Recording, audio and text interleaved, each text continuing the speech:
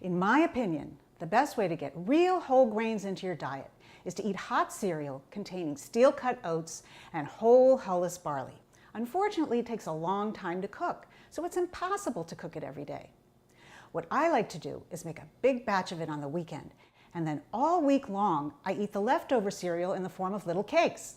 They're absolutely delicious, and they're really easy to make. So yesterday, I made a big batch of the cereal, and I cooled it in an ice water bath and then refrigerated it overnight. You have to refrigerate it overnight so that it's firm enough to be molded. Next step, take a piece of plastic wrap, and you need something to scoop it out, so I'm using an ice cream scoop. You don't have to use one. You can use a 1/3 cup measure, which I'll use in a minute. And I want about 1/3 of a cup, because that makes a pretty good sized cake. So this is a 1/3 cup measure. And if you find that the cereal sticks to the ice cream scoop or the 1/3 cup measure, you can spray them with a little bit of cooking oil. So here we have our two little potential cakes. I use a knife to cut the plastic in half.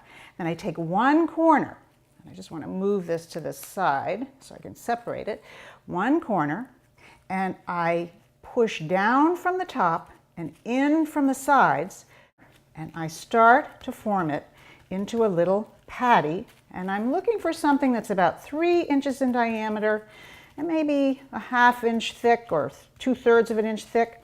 And as you could see, I was pushing down from the top and in from the sides because you want it to be very compact so that it doesn't fall apart. So that's the first one.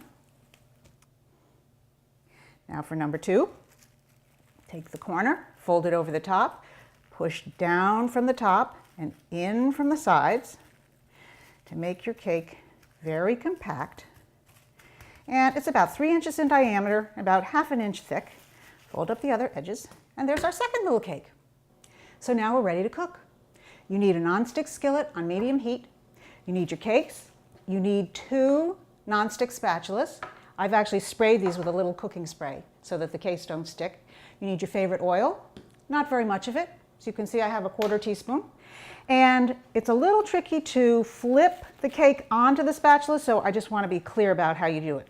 You lift the corner of the plastic and you flip the cake over so that the flat end, the flat side, is facing up.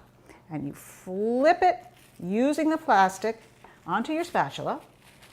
Then you take your oil and you put it in your pan. And it's amazing how little oil it takes to fry these.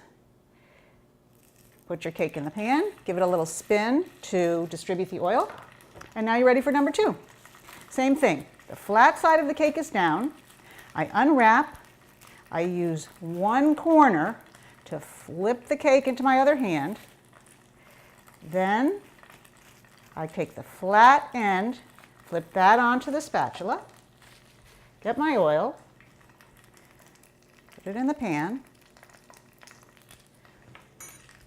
put in my cake, give it a spin, and now, if I were really making breakfast, I'd go get the newspaper.